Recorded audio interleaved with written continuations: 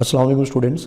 Inheritance के अपने इस लेक्चर के अंदर हम ब्लड ग्रुप सिस्टम्स का इंट्रोडक्शन सीखेंगे। इस लेक्चर को आपने एमसीक्यूज़ के लिए प्रिपेयर करना है। इसको लॉन्ग और शॉर्ट के लिए आप स्किप कर सकते हैं। जो एक एक्सपेक्टेड पेपर होता है उस एक्सपेक्टेड पेपर में यूजली यहाँ से एमसीक्यू लिया जाता है। हाँ, ये अलग बात है कि पेपर थोड़ा अनएक्सपेक्टेड आ जाए तो एक और चीज़ है, लेकिन हम एक्सपेक्ट यही करते हैं कि पेपर बनाने वाला अगर यहाँ से क्वेश्चन लेगा तो वो एमसीक्यू लेगा। इससे पहले कि हम अपने लेक्चर का बाकायदा आगाज़ करें, मैं कहूँगा कि अगर चैनल पर नए हैं तो सब्सक्राइब कर लें, वीडियो को लाजमी लाइक किया करें। इससे जो है वो चैनल का फ़ायदा होता है। एक फ़ायदा जो आप हमें पहुंचा सकते हैं वो यही है कि आप वीडियो को लाइक किया कर दें और फेलोज़ के साथ शेयर कर दिया करें।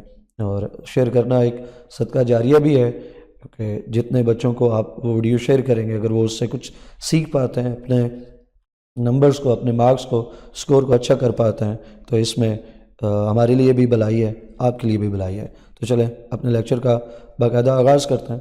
और सबसे पहले देखते हैं जी ब्लड ग्रुप्स का प्रिंसिपल क्या है। प्रिंसिपल के अलावा एक और हेडिंग जो आप बना सकते हैं वो यहाँ पे बेसिस की है कि किस बुनियाद पर ब्लड ग्रुप्स जो है वो बनाए जाते हैं। तो स्टूडेंट्स, जितने भी ब्लड ग्रुप सिस्टम्स हैं या ब्लड ग्रुप्स हैं, अगर आपसे एक चीज़ आपने आंसर करनी है वन वर्ड के अंदर तो उनकी बुनियाद जो है वो एंटीजेंस है। तो एंटीजेंस की प्रेजेंस और एंटीजेंस की एब्सेंस, हम इन दोनों को ही बेस बनाते हैं, लेकिन वर्ड जो एक सिंगल आएगा वो एंटीजन है। हम कह सकते हैं कि जितने भी ब्लड ग्रुप्स इस टाइम पे डिस्कवर्ड है, नोन है, वो एंटीजेंस की प्रेजेंस और एब्सेंस के ऊपर बेस करता है।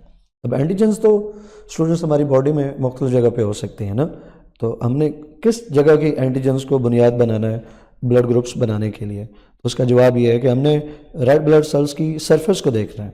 हम ये चेक करेंगे कि आरबीसीज जो कि हमारी बॉडी में सबसे ज़्यादा पाए जाने वाले ब्लड सेल्स हैं, इनकी सरफेस के ऊपर, इनकी सेल मेम्ब्रेन के ऊपर हम चेक करते हैं कि कौन सी एंटीजेंस जो हैं वो मौजूद हैं या कौन सी एंटीजेंस जो हैं वो एब्सेंट है।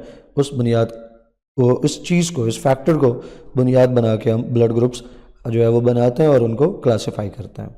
अब ये जो एंटीजेंस हैं ये ज़्यादातर ग्लाइकोप्रोटीन इन नेचर है। सारी की सारी एंटीजेंस ग्लाइकोप्रोटीन नहीं होती, लेकिन बहुत सारी मेजॉरिटी वाली जो हैं वो ग्लाइकोप्रोटीन इन नेचर है। हम उन एंटीजेंस की बात कर रहे हैं जो ब्लड ग्रुप्स के लिए हम इस्तेमाल करते हैं, वो एंटीजेंस ज़्यादातर ग्लाइकोप्रोटीन इन नेचर है।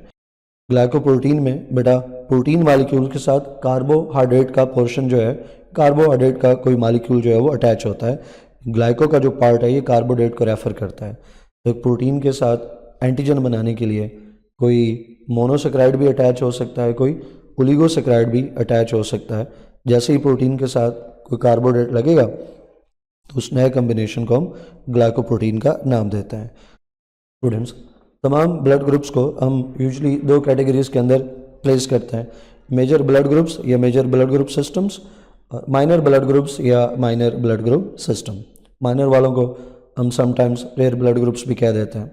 तो इन दो कैटेगरीज के अंदर अगर मेजर की बात की जाए तो 30 मेजर ब्लड ग्रुप सिस्टम्स जो एग्जिस्ट करते हैं, और ये डाटा हमारे साथ शेयर किया है international society of blood transfusion ने। इस इदारे के नज़दीक ह्यूमंस के अंदर 30 मेजर ब्लड ग्रुप सिस्टम जो है वो डिस्कवर हो चुके हैं। इन 30 मेजर ब्लड ग्रुप सिस्टम में दो जो है वो मोस्ट इंपॉर्टेंट है, मोस्ट कॉमन है। एक एबीओ ब्लड ग्रुप सिस्टम और एक आरएच ब्लड ग्रुप सिस्टम। इन दोनों को इंशाल्लाह नेक्स्ट लेक्चर में वन बाय वन हम तफसील से देखेंगे।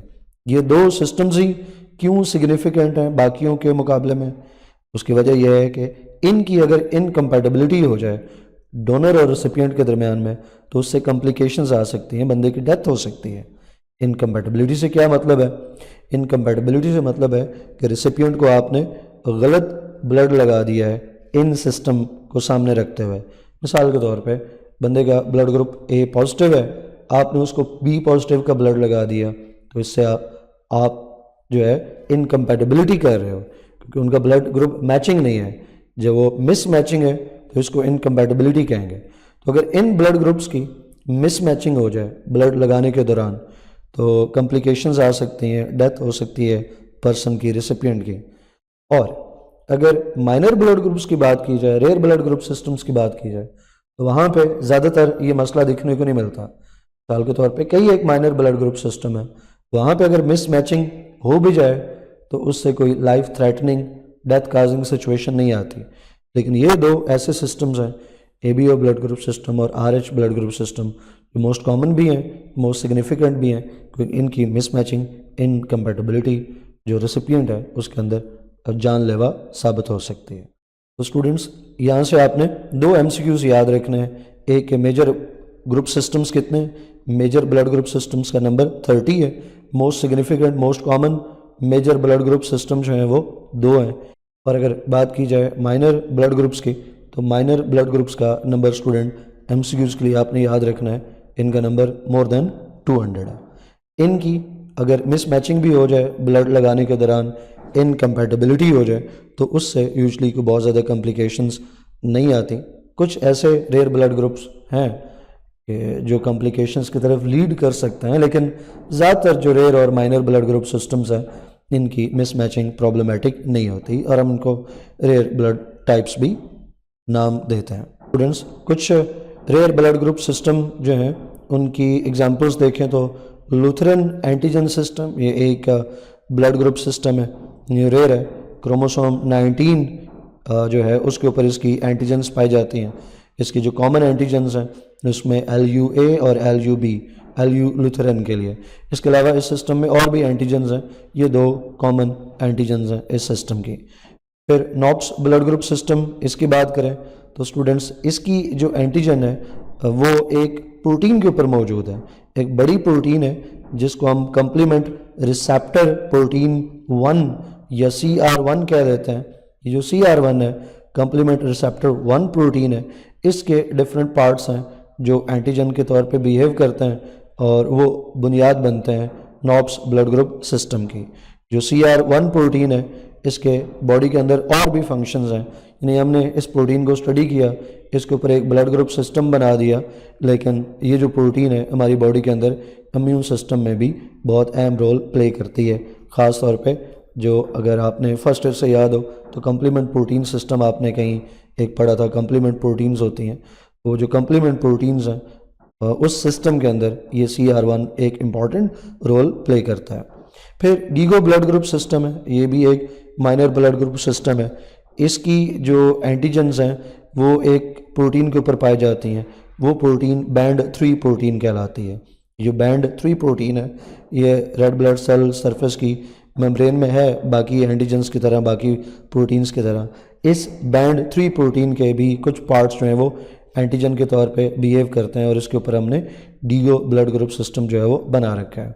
अब ये जो बैंड 3 प्रोटीन है ये काफ़ी पॉपुलर है, इसको आपने सीखा था चैप्टर 14 के अंदर, जब आप ट्रांसपोर्ट सीखते हैं कार्बन डाइऑक्साइड की in the form of bicarbonate ions, तो वहाँ पे आप एक क्लोराइड शिफ्ट या हैमबर्गर्स फिनोमेनन सीखते हैं।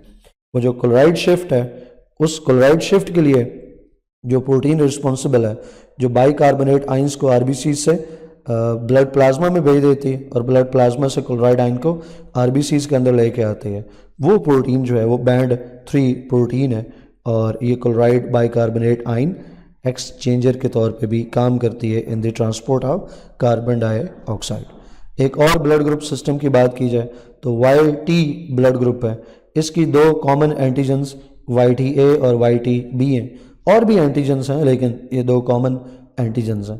तो स्टूडेंट्स, ये कुछ एग्जांपल्स हैं रेयर ब्लड ग्रुप्स की।